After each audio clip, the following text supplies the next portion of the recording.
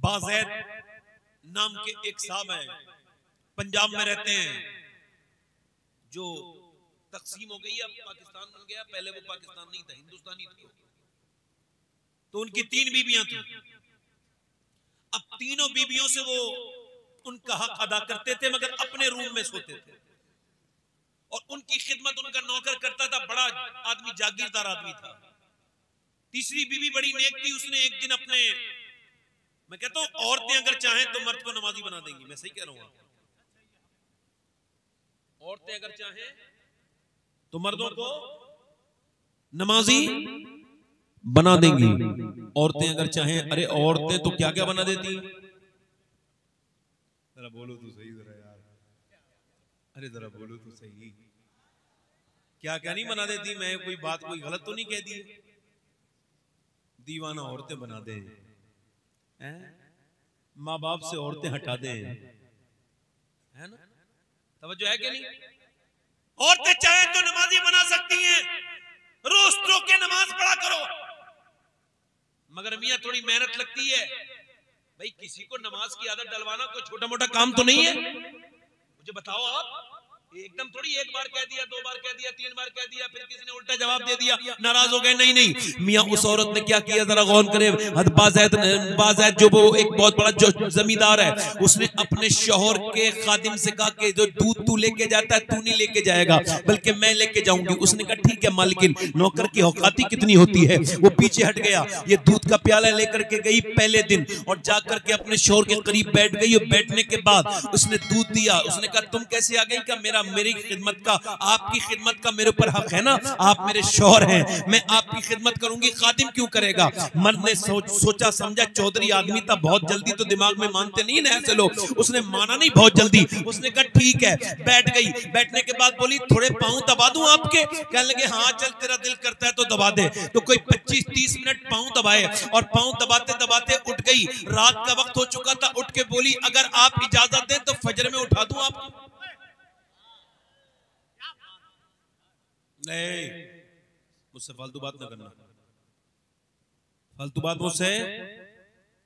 मैं अपने आप जानता हूं सारा दिन, ऐसी हर बेनमाजी कहता है, सब जानता हूं मैं, ज्यादा बात ना कर। कल से मत आना दूध लेके, इसलिए से आई थी। मगर मियां वो दूसरे दिन भी दूध लेके शाम के वक्त में घुस गई और दाखिल हुई। मोहब्बत से अपने शौहर को दूध पेश किया। उसने पहले तो कहा, पहले तो उसने घूर के देखा, मगर फिर दूध देखा तो चलो ठीक है। उसने, बड़े आदमी होते हैं, थोड़ी बहुत अकल होती है। उसने दूध पिया। उसके बाद उसने कहा अगर आप इजाजत दे तो आज भी पाँव दबा दूं। उसने, कल उसे अच्छा लगा होगा पाँव दबाते हुए, इसने फिर दबाने शुरू कर दिए। मियां आधा पौन घंटे तक दबाती रही। जब आंखों में नींद आने लगी ना चौधरी साहब के, तो कहने लगी एक बात बताएं, अगर आप इजाजत दें तो आज फजर में से उठा दूं? उसने कहा देख मैं तुझसे मना कर रहा हूं, टांगे दबा वो सब ठीक है, मगर ये नमाज के लिए नहीं कहेगी। उसने फिर क्या किया ना, रोज आती थी, रोज पाँव दबाती थी, दूध पिलाती थी, कुछ नहीं कहती थी। मगर जब 10-15 दिन हो गए तो एक दिन पाँव दबाते दबाते बोली ऐसा करें, पाँव दबाते दबाते चौधरी साहब सोने लगे। का इजाजत दो तो फजर में उठा दूं, अगर आप इजाजत दें तो देख के बोले चल तेरी बात मान ही लेता हूं। तो जो है कि नहीं, तो जो है, कहने लगी जगा दूं कहां चौधरी साहब? सुबह को जब गई ना कमरे में तो चौधरी था ना भाई, बात का तो पक्का था, तो पहले ही जो है मुसल्ले पे खड़ा था, नमाज पढ़ रहा था। जब मुसल्ले पे बीबी ने देखा, जब शौहर सजदे में गया तो रो पड़ी। कहने लगी मेरे मालिक यहां तक लाना ही तो मेरा काम था, दिल बदलने वाला तो तू है ना मेरे मालिक। मैंने अपने आदमी को यहां तक लेके आई, ये चौधरीदार था, चौधरी था, जागीरदार था, तकब्बुर वाला था, मगर इसने अपना सर झुका दिया है मेरे मालिक। ए दिलों को बदलने वाले, मैं तेरी कमजोर बंदी, इससे आगे कुछ नहीं कर सकती। परवरदिगार अपना करम कर दे, मेरे शौहर को अपनी बारगाह में कबूल कर ले। मियां जरा गौर करे, जरा गौर करे। उसने फिर रात को फिर पांव दबाए और बोली ये बताओ सुबह को दबा आपको फिर उठा दूं? तो चौधरी बोला आज के बाद तुझे उठाने की जरूरत नहीं पड़ेगी, सारे नौकरों को भी मैं ही उठाऊंगा, सारे बच्चों को भी मैं ही उठाऊंगा, अब कोई जरूरत नहीं है किसी को उठाने की। मियाँ जब ये दोनों नेक मियाँ बीबी मिले तो इन्हीं के बेटा था, उसका नाम था सुल्तान बाहू, जिसके बारे में बुजुर्गों ने लिखा है कि आला, जिसके बारे में बुजुर्गों ने लिखा है कि गौसे आजम के 2 वजीर हैं। हिंदुस्तान में जो गौसे आजम का वजीर है उसका नाम इमाम अहमद रजा खां है, और जो पाकिस्तान में है उसका नाम सुल्तान बाहू। नारे तकबीर, नारे रिसालत, नारे गौसियत, मसलके आला हजरत।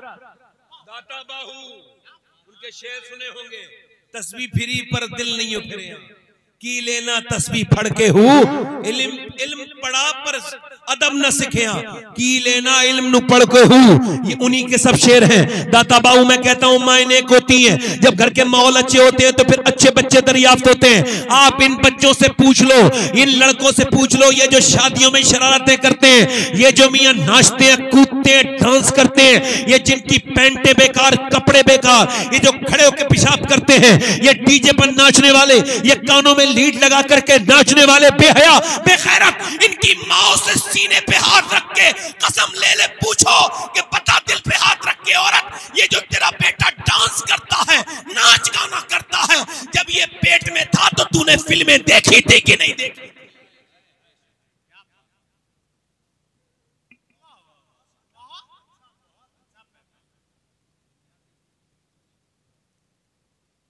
बताओ, ये कोई बात कोई ऐसी तो नहीं जो समझ में नहीं आ रही हो?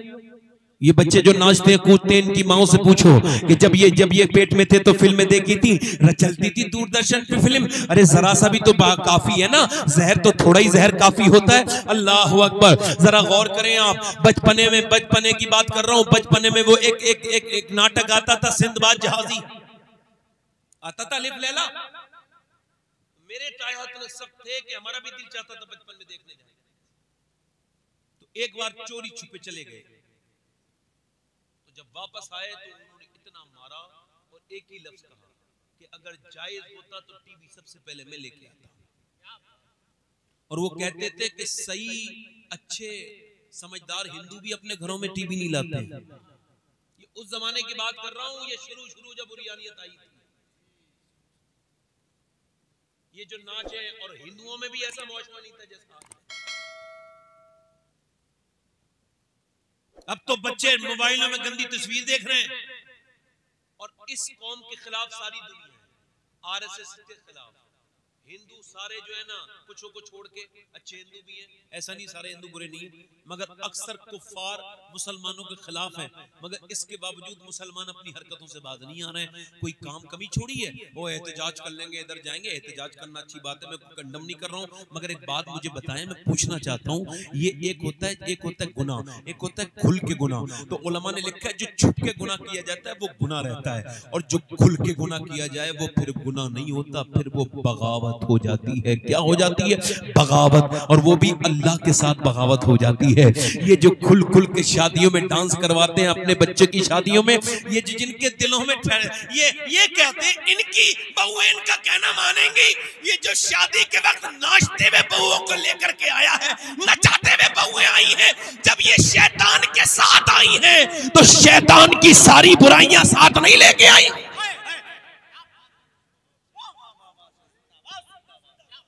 बोते काटे हो और सोचते हो कि बबूल बोगे तो फिर सेब निकल आएंगे। जो बोगे वही तो निकलेगा ना। नाचने गाने और बाद में किस्मत को लेके बैठ गए, इसके ताबीज से बदल ले, इसके ताबीज से बदल ले। ये जो ताबीज करने वाले इनकी तो खुद किस्मत खराब चल रही है। ये किसी क्या बदलेंगे? समझ में आ रही नहीं आ रही आपके? ये बदल दे, वो बदल दे, ये क्या बदलेंगे भैया? बदलनी है किस्मत तो मदीने की तरफ आओ। जरा बोलो सुभान अल्लाह। मदीने है तो किस्मत मदीने की तरफ आओ। और मदीने वालों को याद रखो, उन साबिकुन लोगों को याद रखो जो पहले वाले लोग हैं, जिनकी वजह से इस्लाम यहां तक आया है। खुदा की कसम, जब तक माएं नेक नहीं होंगी, जब तक बच्चे नेक नहीं हो सकते, याद याद रखो, अगर कोई खाली ये कहे कि मदीने के मर्द लाजवाब थे, मदीने के अबू बकर लाजवाब थे, मदीने के उमर लाजवाब थे, मदीने के सहाबा लाजवाब थे, तो मैं उनसे ये कहूंगा कि तुम ये बाद में कहना, पहले ये कहो कि अगर मदीने के मर्द लाजवाब थे तो उनकी औरतें भी तो लाजवाब थी, वो माएँ भी तो लाजवाब थी जिन्होंने अपने बेटे कुर्बान किए थे। बोलो तो सही, जरा बोले तो सही, सुभान अल्लाह बोले जरा।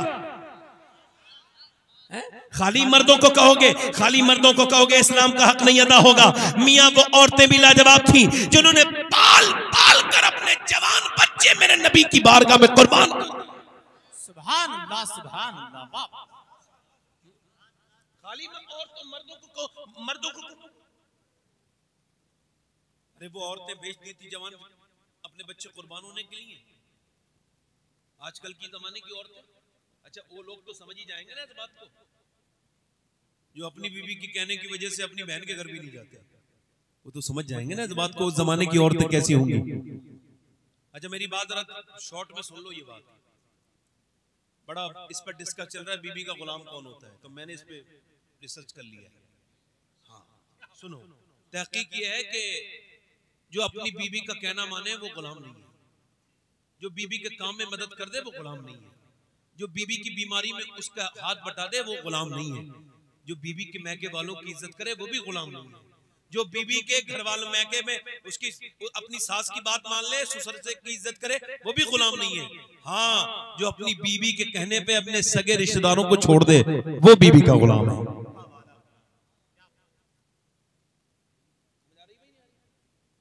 समझ आ रही है आपको? नहीं